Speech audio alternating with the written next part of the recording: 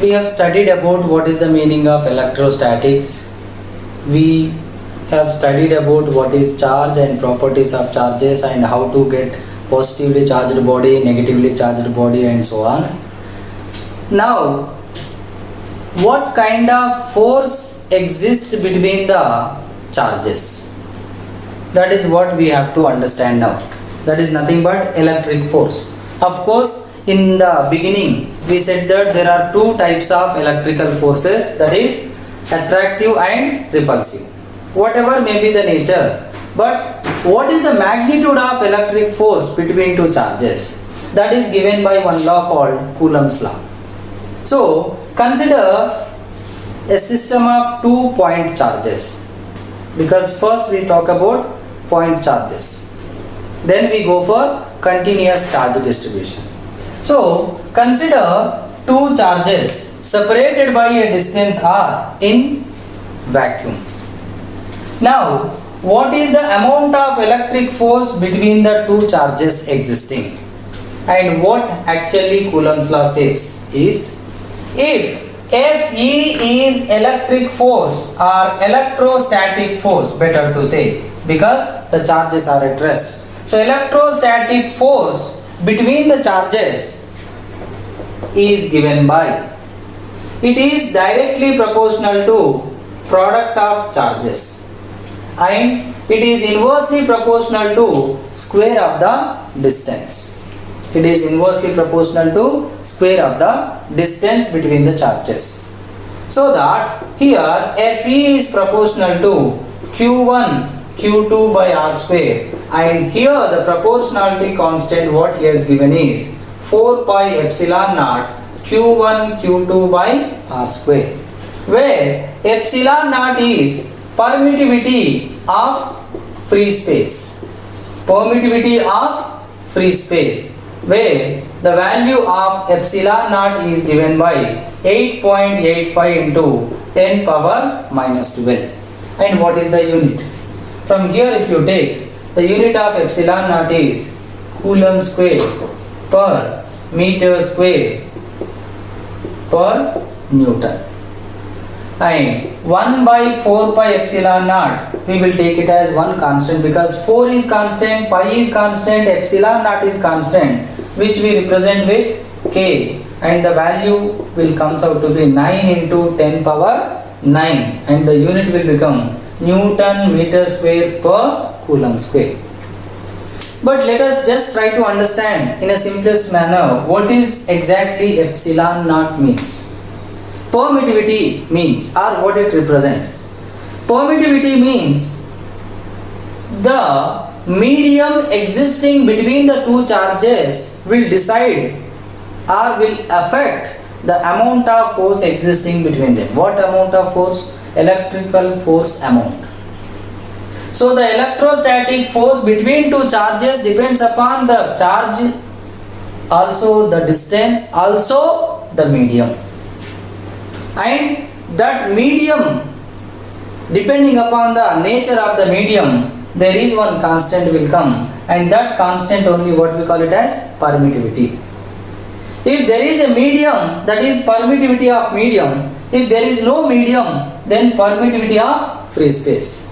To what extent the force is permits between the two charges, that constant what we call it as permittivity of free space or permittivity of medium.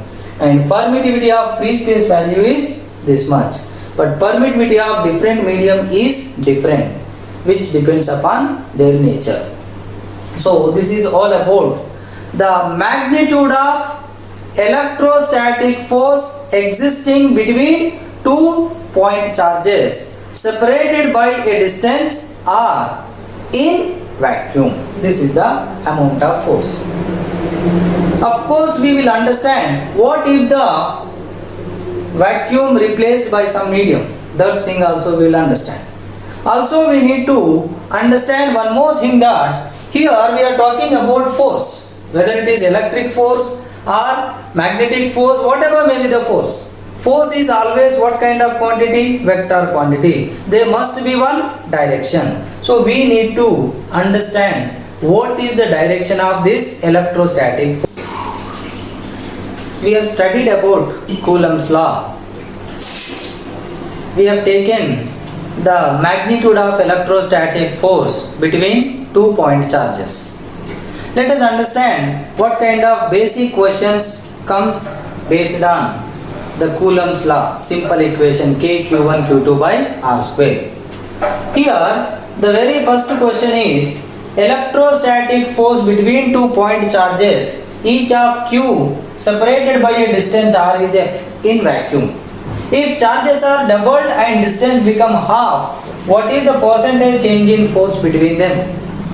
So first, whenever you want to solve the numerical, try to understand the question first. What they have given is, there are two charges, each one is Q only, separated by some distance, and the electrostatic force between them is given by K Q1 Q2 R square, of course, and that value how much they are telling? F. So that is F equal to K Q square by R square. This is what they have given in the question data. Now what they are asking in the question, what is the percentage change in the force between them if each charge is doubled and the distance becomes half of the initial value? That means now each charge will become 2Q and 2Q and the distance between them became R by 2. Then the new force will become K into 2Q into 2Q by R by 2 whole square. It will become 2 square means 4. 4 4 16. K Q square by R square equal to 16F. Now the new force becomes 16 times initial value. And how to find the percentage change? Because they are not asking what is the value of new force. What is the percentage change in the force? Percentage change means, how do you calculate? Final value minus initial value by initial value into 100. So that 16F minus F by F into 100 equal to how much?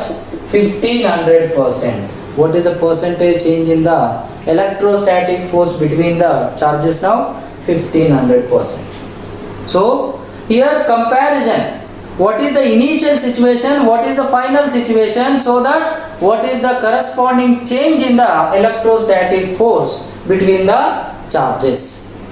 Like this kind of questions they can ask.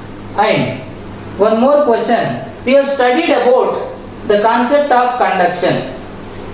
What is the meaning of conduction? Charging of a body by touching each other. But here similar kind of question only they are asking, but both bodies already charged. See, two identical charged spheres having charges 2Q and minus 4Q experience a force of capital F. If they touch each other and place that same separation, then find new force between them. First of all, you take one is 2Q and another one is minus 4Q.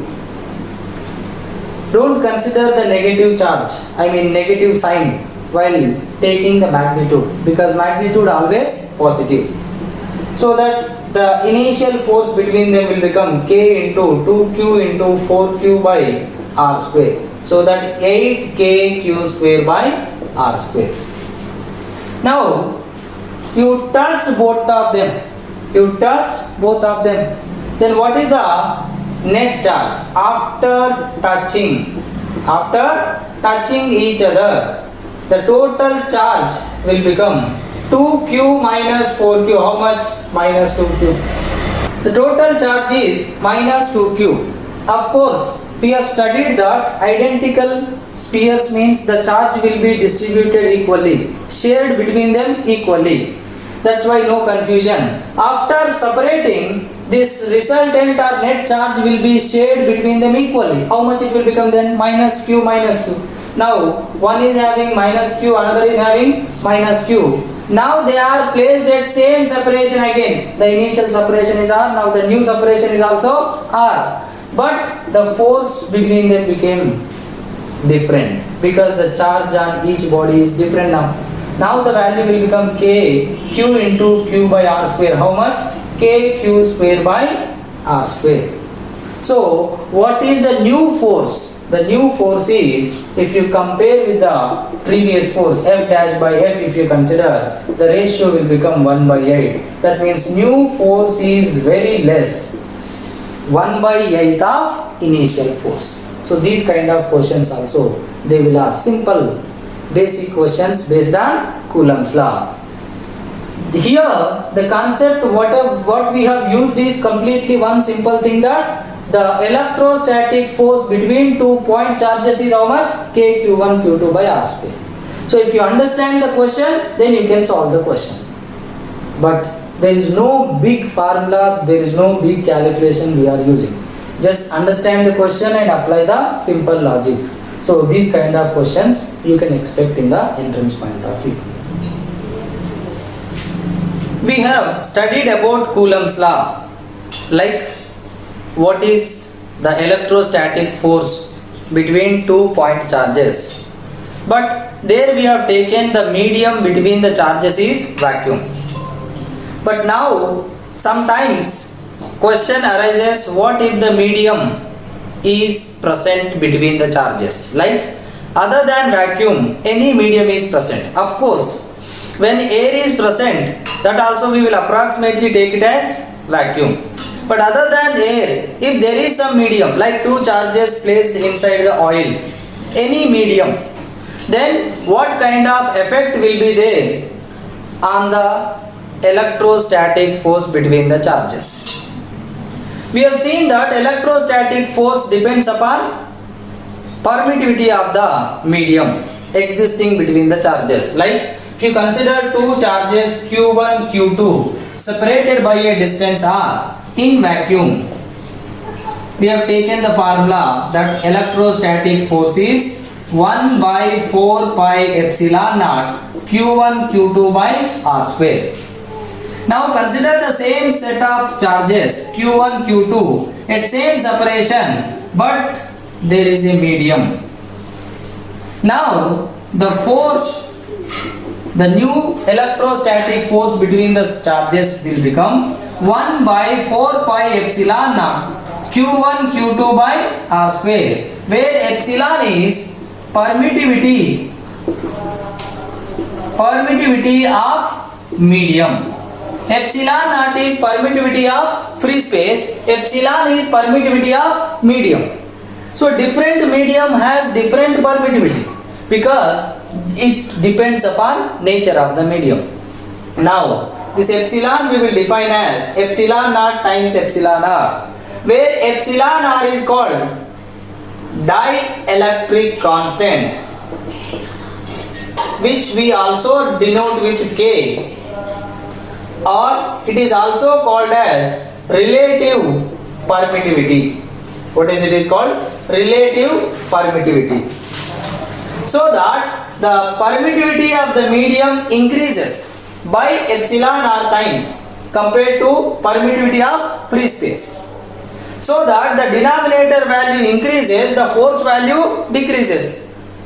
Comparatively, F dash is 1 by 4 pi epsilon naught epsilon r Q1 Q2 by r square. So that this is nothing but 1 by epsilon r times 1 by 4 pi epsilon naught Q1 Q2 by r square. Nothing but what?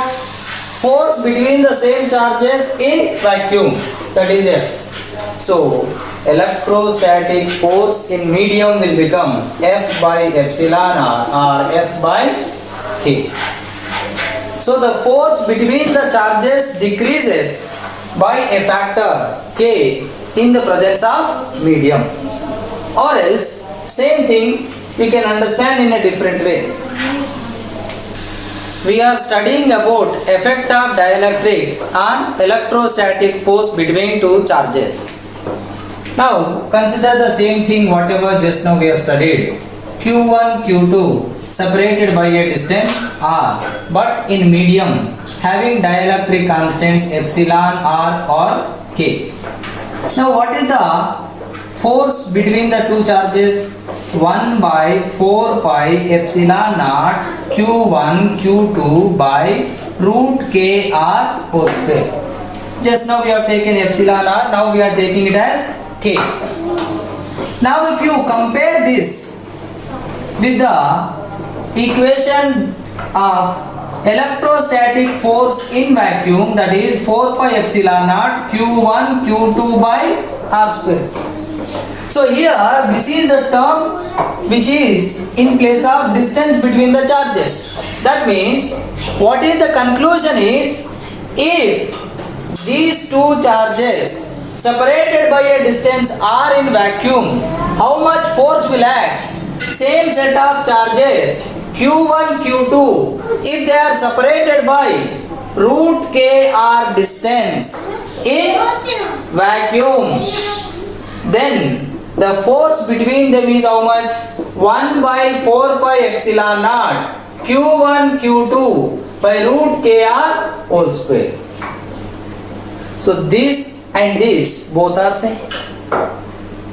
What is the comparison is, if two charges separated by a distance r in medium, then the force is this much.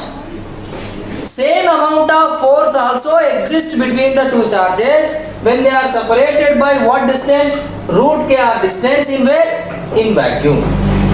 So the distance root k r in vacuum is equivalent to distance r in medium.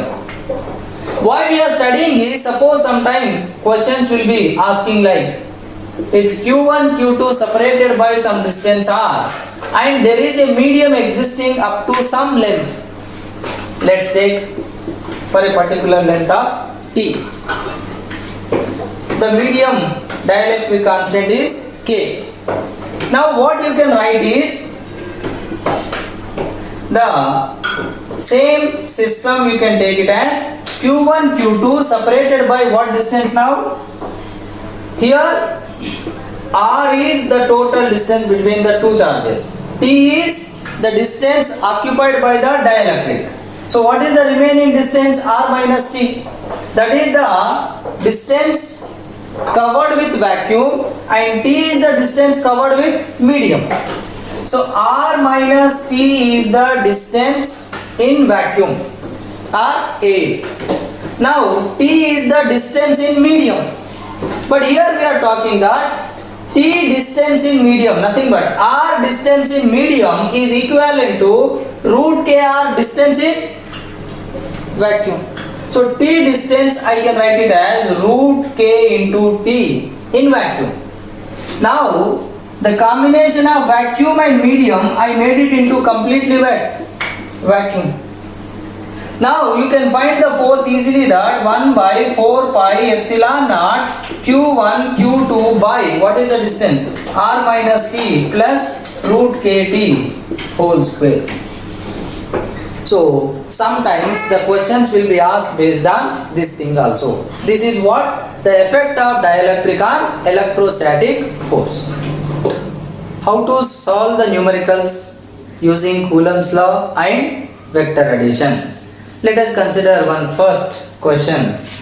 Consider a system of 3 point charges placed at 3 corners of an equilateral triangle. All you consider capital Q each, and the side length of the triangle you consider as A. Now let's take the position as A, B, C. The question you can take it in this manner. First question: what is the resultant force? What is the resultant electrostatic force on any charge at any corner? At any corner. Or same question you can take and you can consider one more, fourth charge, and you can place it at the centroid. If there is a charge Q at centroid, then find resultant electrostatic force on it. So first just consider any one charge. I am taking the charge at B, Q. Now when there is a system of more than 2 point charges and they are asking the resultant electrostatic force on any charge, then you count the remaining charges first. This is the charge on which they are asking force. Then count the remaining charges 1 and 2. So that you can say that here it experiences two electrostatic forces. Like this is one pair, so there is one electrostatic force. Of course both are positive, so there is a repulsive force. Let's take F1. Or you can also take it like Fa, because this is the force experienced due to the charge placed at A. And there is also one more force, that is also repulsive force. That's why outside. And here this is the force experienced by the charge placed at C. Now this pair you consider the separation is A, this pair you consider the separation is A only. Then Fa equal to Fc, because the charges are same and the separation is same. So how much is the magnitude? K Q1 Q2 by R square. So K Q square by A square. Now two vectors are there, two forces are acting on this. Then how can we get the resultant? But here both forces are equal in magnitude, and we have taken that if A equal to B, just before we have studied. And how much is theta here? This is an equilateral triangle, means each angle is 60 degrees. So the angle between the two forces is how much? 60. So for theta 60, if A equal to B, what is the resultant formula? Root 3A or root 3B. Therefore, the resultant force on the charge placed at B will become root 3 times either Fa or root 3 times Fc, nothing but root 3 kq square by A square. This is the resultant electrostatic force on which charge? Charge placed at B. Of course, if you consider C or A also, same amount of force will be experienced, because the system is having 3 equal charges. Now let us talk about the second question. If there is a charge Q at centroid, then find resultant electrostatic force on it. Now you are considering one more charge small q at the centroid. Now the system is having 4 charges. So I request you to solve this question on your own. Here they are asking the resultant force on this 4th charge which is placed at centroid. I'll just give you the hint so you can try on your own. Now if you remove this charge, the remaining charges are 3.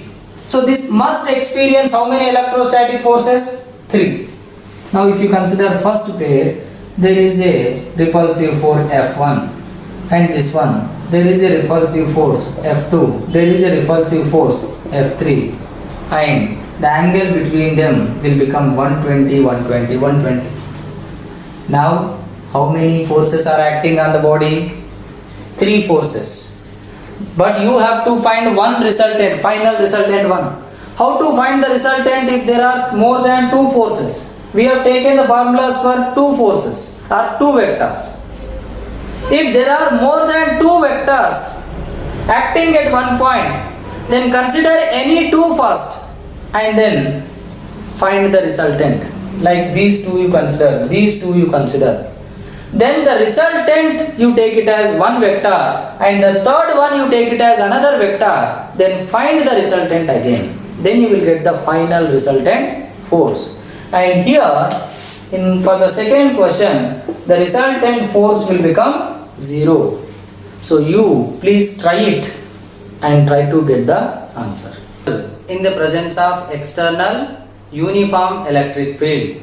Also some other questions based on electrostatic force and electrostatic field due to point charges, like based on Coulomb's law. and electric field due to point charge and electric field due to system of point charges. First, let us discuss about motion of charged particle in uniform electric field. Consider a situation like there are two plates having positive and negative charges, so that there is some uniform electric field between the plates, and that uniform electric field is how much? E. Now the question is, what is the time taken for a charge moving from positive plate to negative plate or negative plate to positive plate? Any charge may be positive or may be negative. So any charge is moving either from positive to negative plate or negative to positive plate.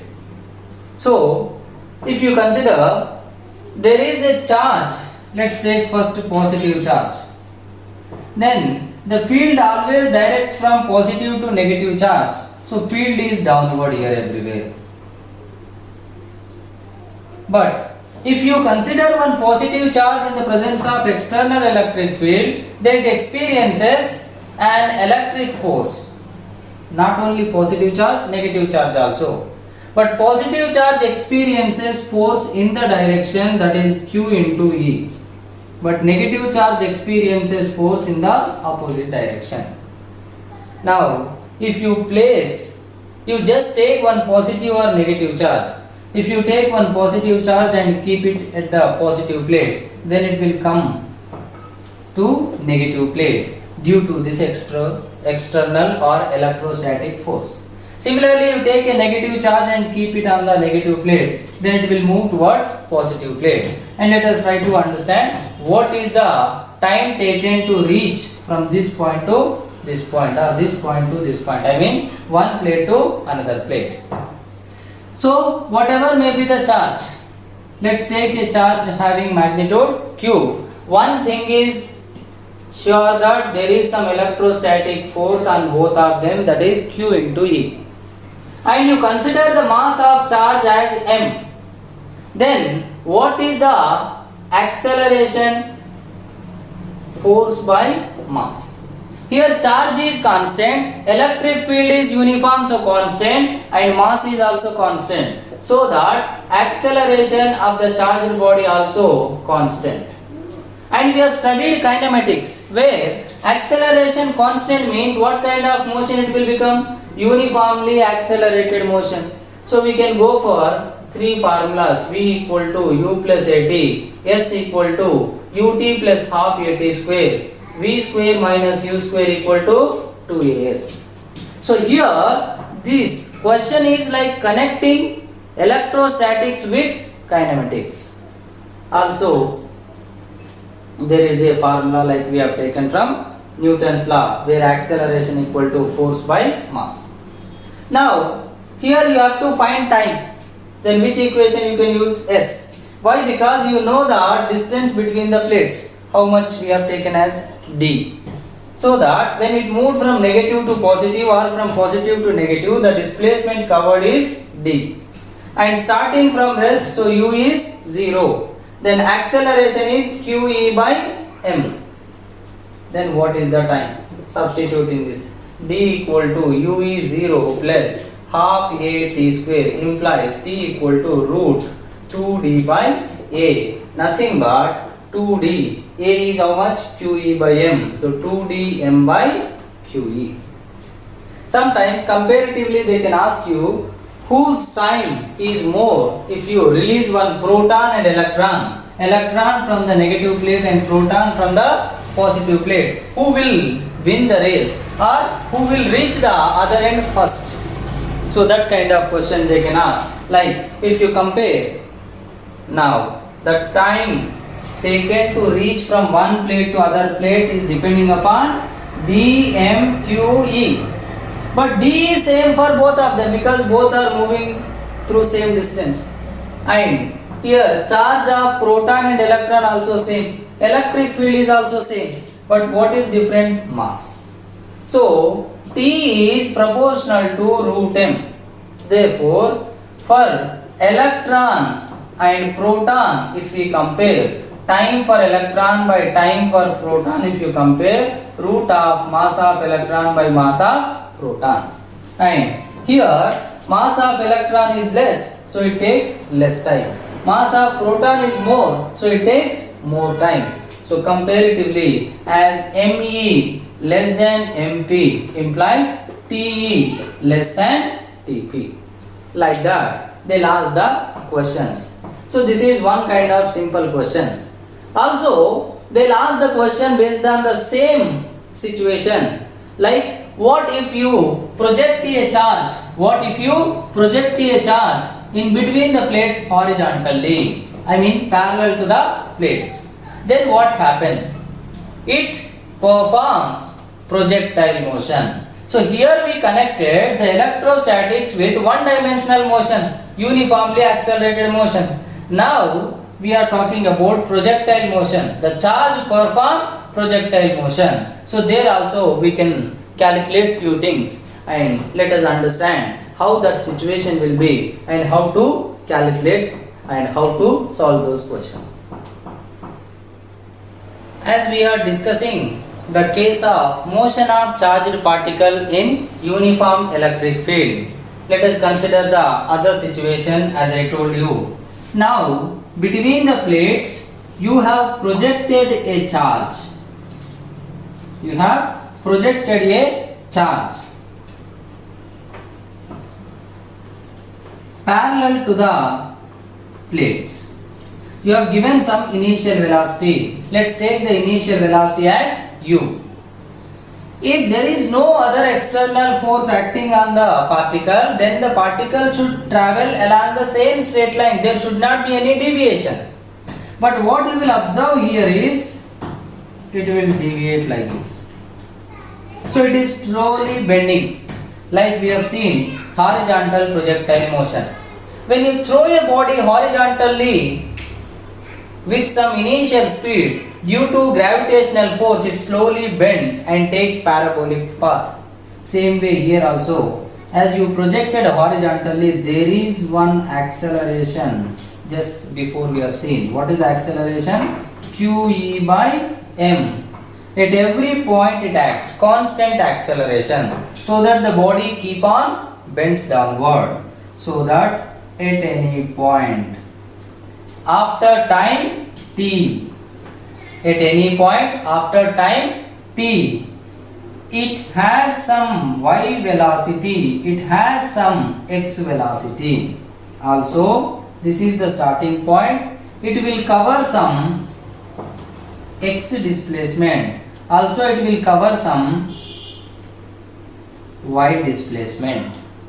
So, it will cover some y displacement, it will cover some x displacement. So, how to find this x displacement, how to find this y displacement, how to find this velocity after some time along x, and what is the velocity along y. Now, first thing, along x axis, same as projectile motion, along x axis, the acceleration is 0. The acceleration is only along y axis. So, acceleration 0 means velocity remains constant. So, Vx same as u, because initially there is velocity only along x axis. What is the initial velocity along y axis? 0.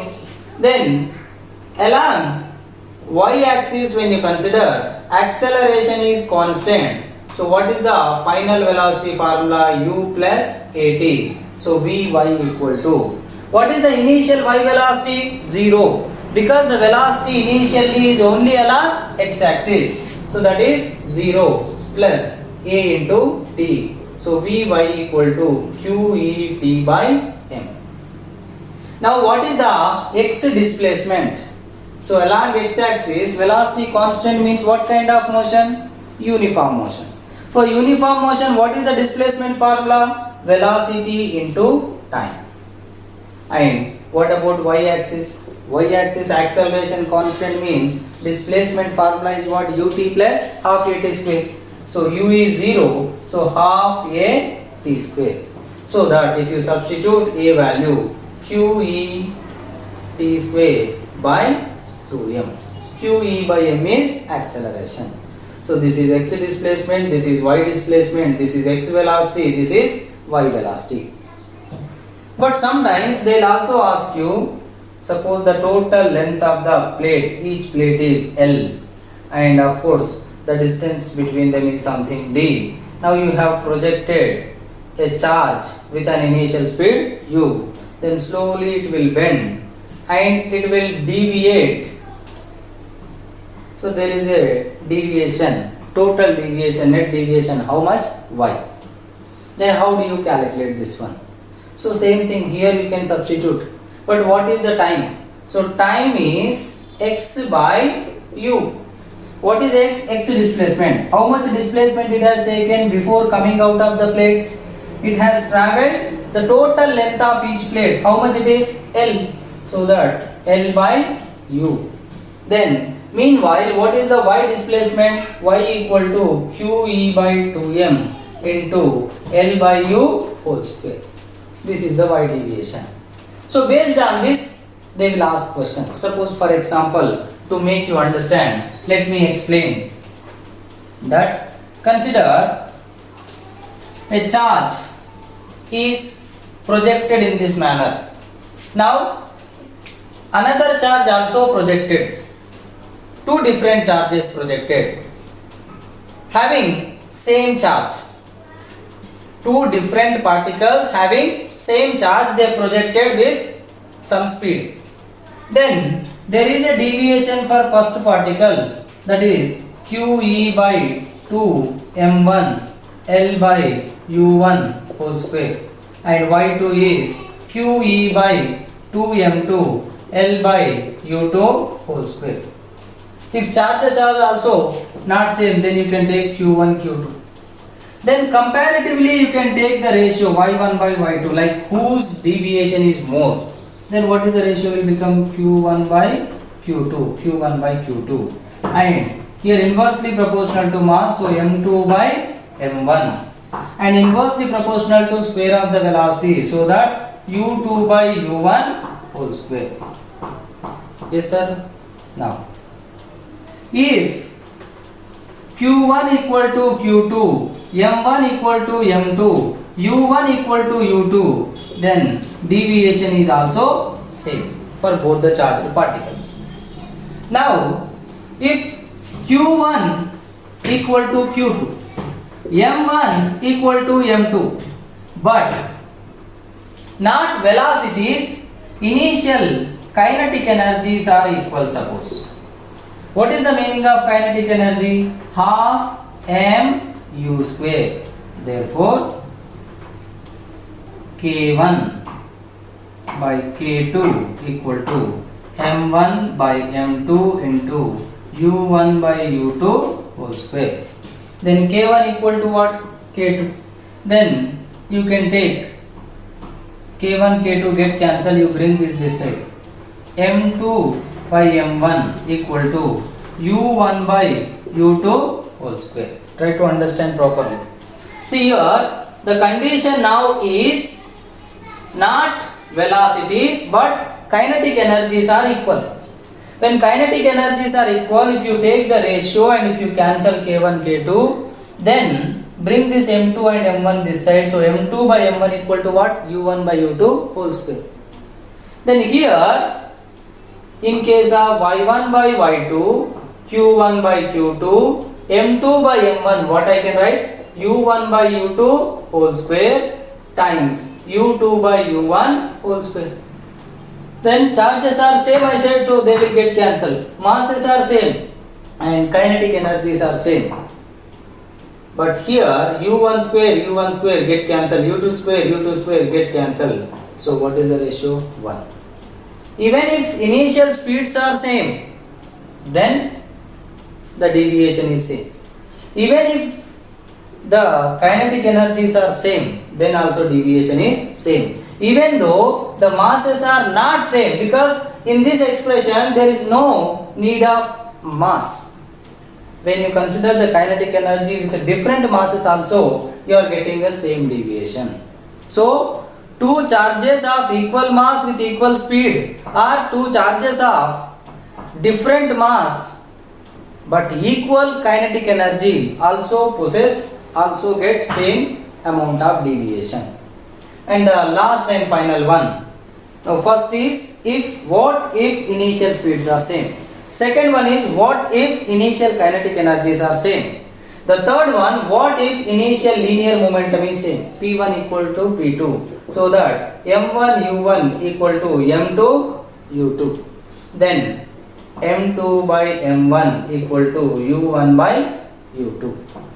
Now here you take Y1 by Y2 is Q1 by Q2 times here M2 by F1, but I can write it as U1 by U2, and the other one is U2 by U1 whole square. So U2 square, U1 square. So U2 cancel, U1 cancel, Q1 Q2 cancel because both are same. Then Y1 by Y2 equal to U2 by U1. So Y is inversely proportional to what? Q. So greater the initial velocity, then lesser the deviation. Like that, comparison based questions will be asking based on this topic.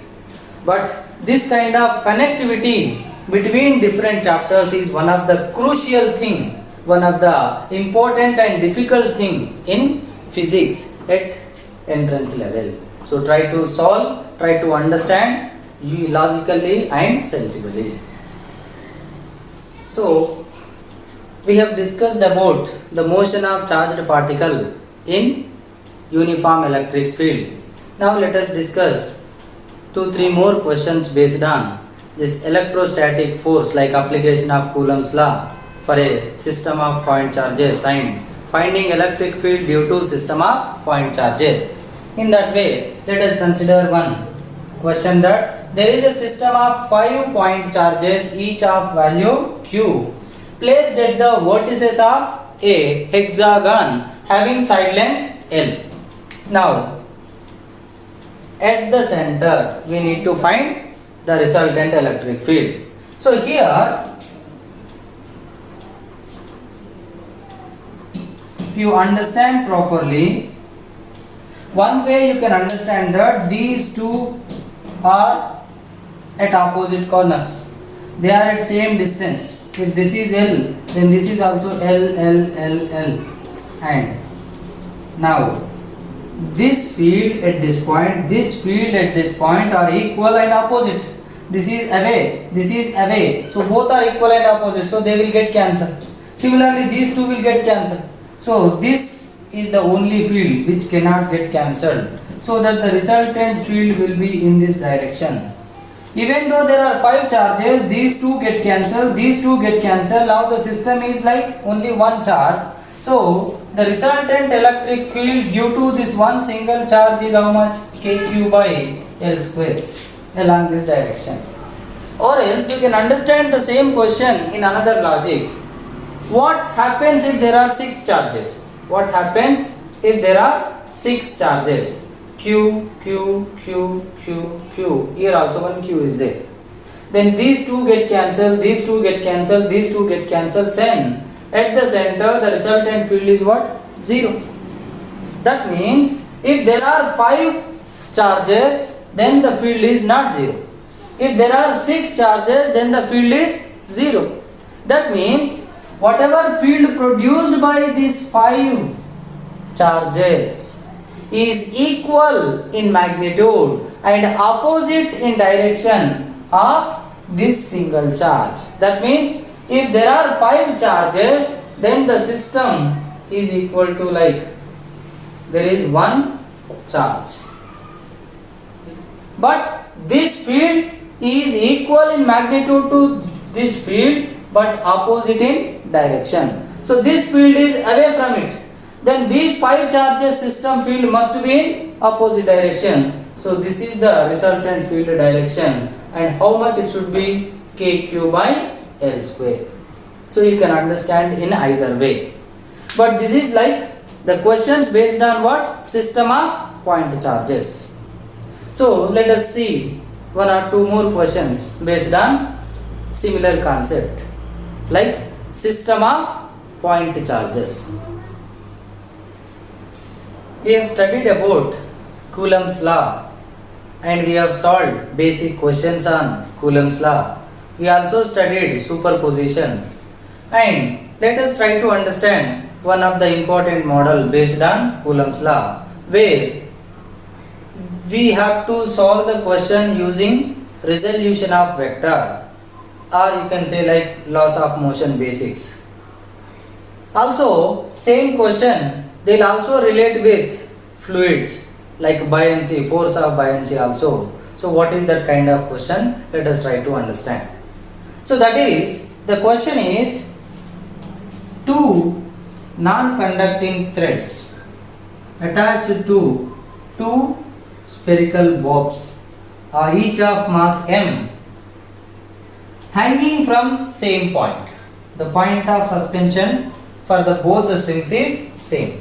Now, when you give some charge to both of them, similar charge, then there is a repulsion happens. If you give opposite charge to each of them, then they will attract.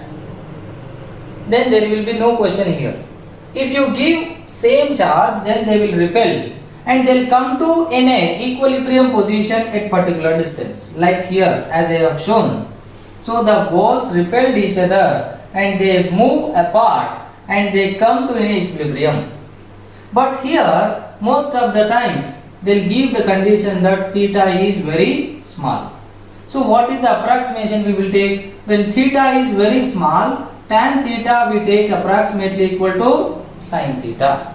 That's why here theta is very small, so that you can take this approximation. Now here consider any one bob, because the system is in equilibrium, we are telling.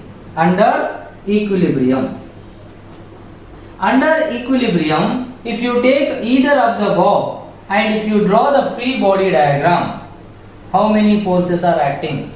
A string is attached, so there must be one tension.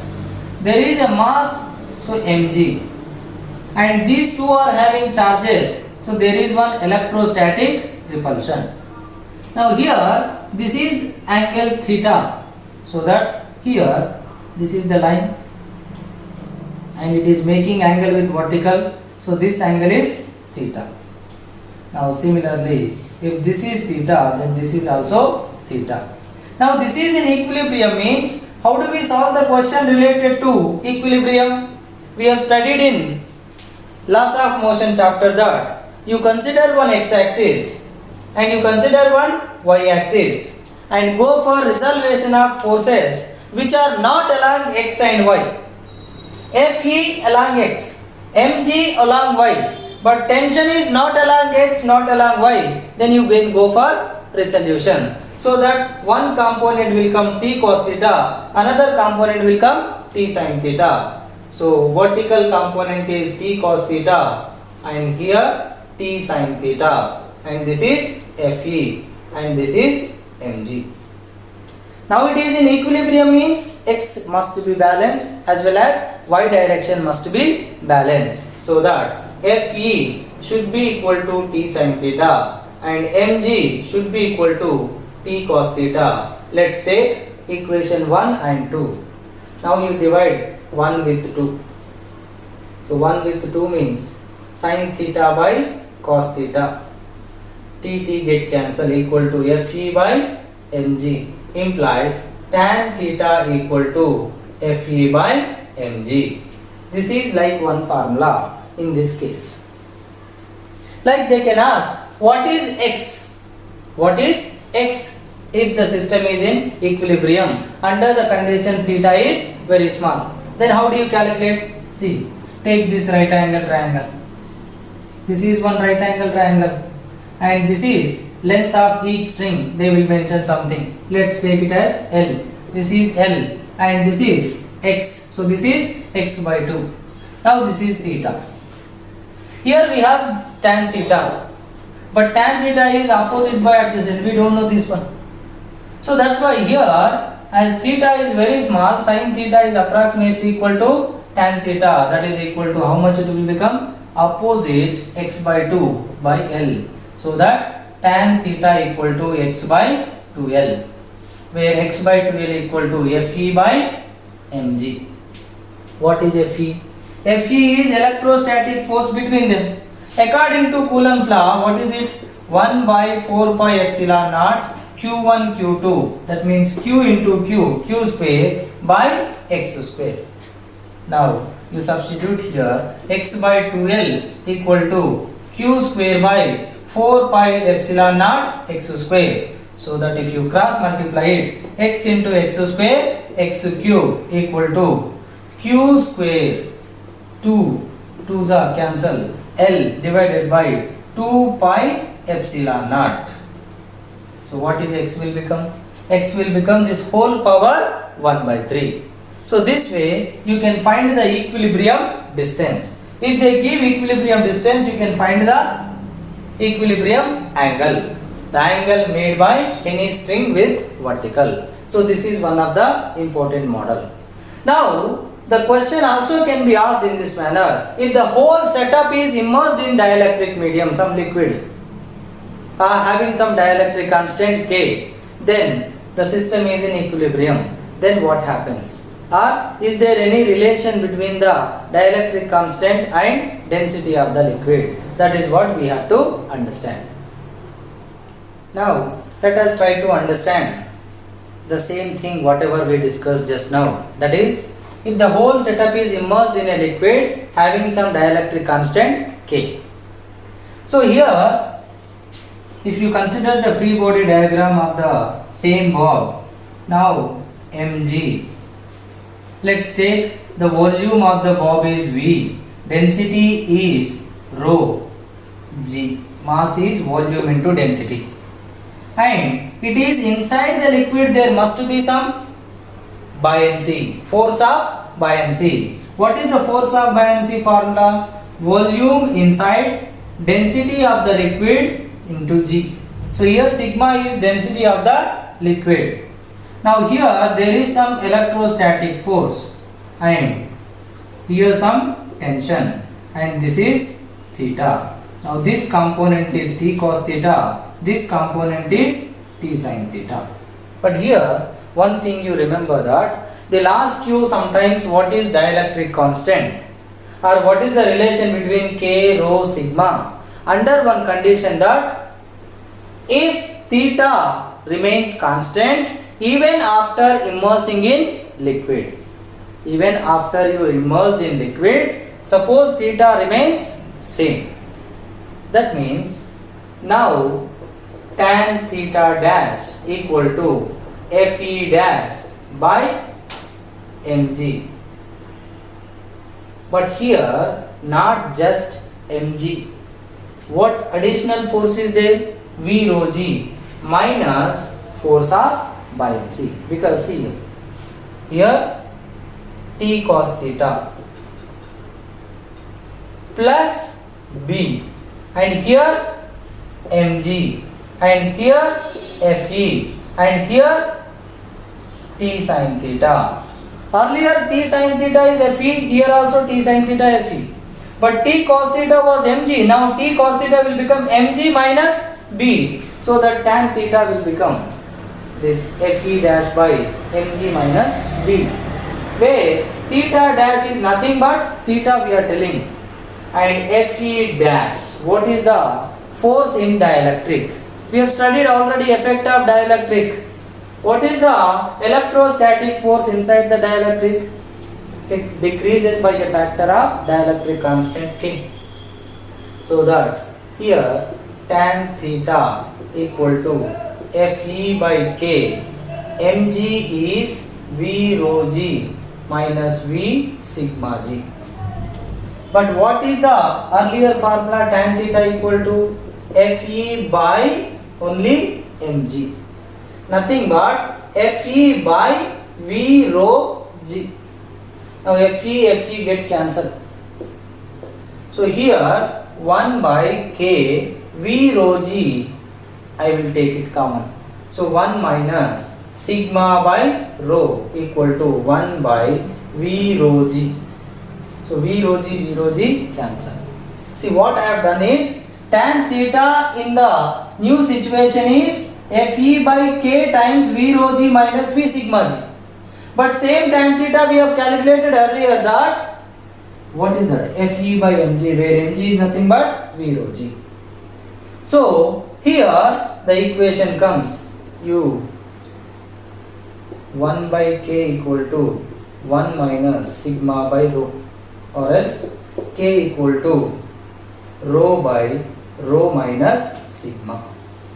So this is the formula to find the dielectric constant. But what is the condition here? Before immersing, whatever equilibrium angle was there, even after immersion also, if the equilibrium angle remains same, then only this formula is valid. So this is how we solve this situation of hanging two charged balls from same point using non-conducting strings.